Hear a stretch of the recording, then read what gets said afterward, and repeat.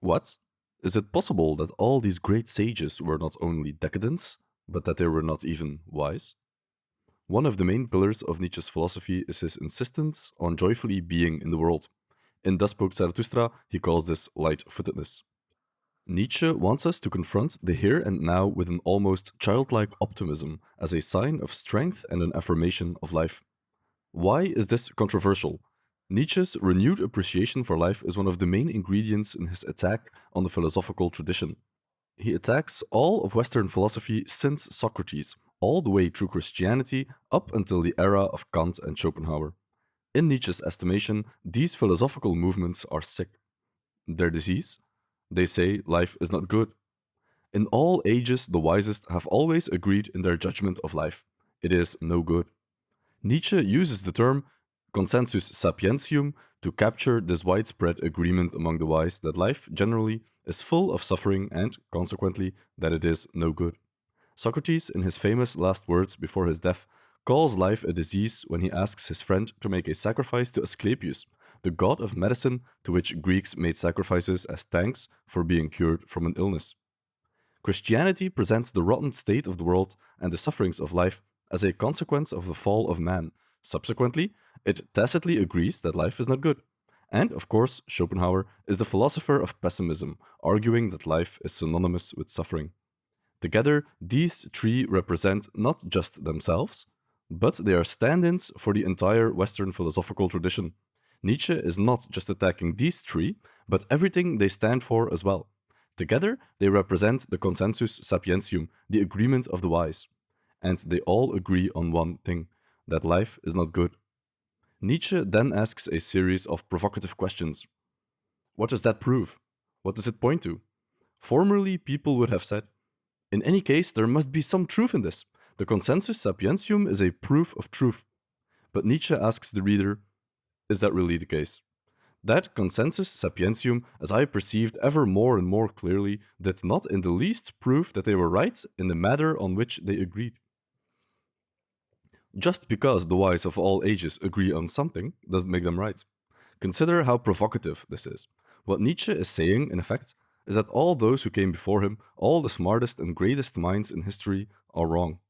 But surely, the fact that all the wise agree on anything at all must mean something. In philosophy, it's rare to find agreement anywhere, let alone on a fundamental question such as the value of life. Yet, a consensus on this question has been reached. Well, what does that prove? It proved rather that these sages themselves must have been alike in some physiological particular in order to assume the same negative attitude towards life. The wise do not agree in their negative judgment of life because it's true, but because all the wise up until now have been sick. They have all been decadents. Is it possible that they were, every one of them, a little shaky on their legs? Effete, rocky, decadent. For Nietzsche, this negative attitude towards life is a problem in itself.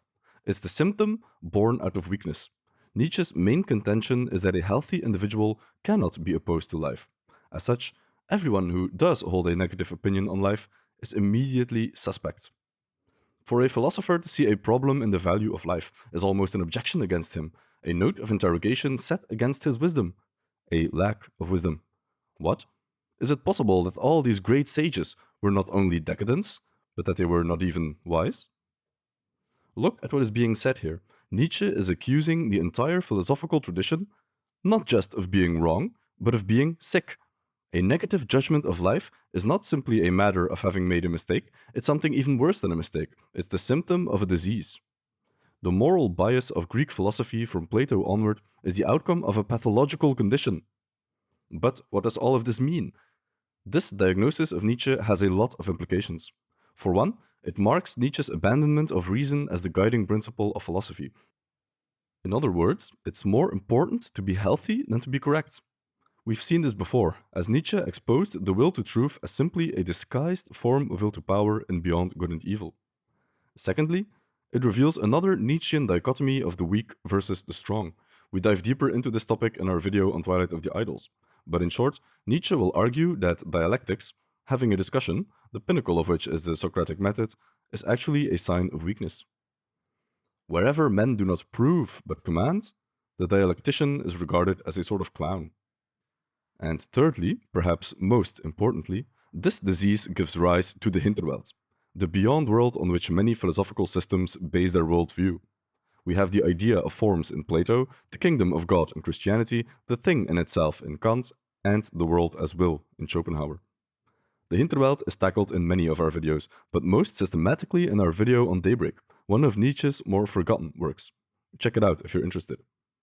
And so we arrive at the battlefield on which Nietzsche waged war. The disease from which Western philosophy suffers gives rise to two harmful ideas.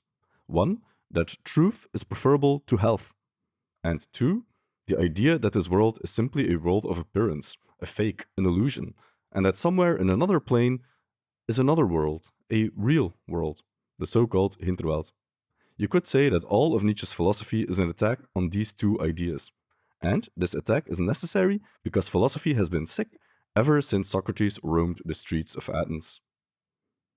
He who disagrees with me on this point I regard as infected, but all the world disagrees with me. A big shout out to our patrons who make videos like these possible. Remember that patrons who pledge $10 per month or more also get access to a monthly exclusive video. We just released a video on Nietzsche's view on voluntary death. Take a look at our Patreon page if you're interested and if you want to support the channel. Thank you for watching. We regularly cover Nietzsche and Schopenhauer right here on the channel, both in short, succinct videos and an entire series dedicated to specific books. If you liked this video, you'll enjoy our big series on Nietzsche's Twilight of the Idols, or a shorter video we did on Nietzsche's thoughts on art and romanticism. Again, thank you for watching, and we'll see you in the next one.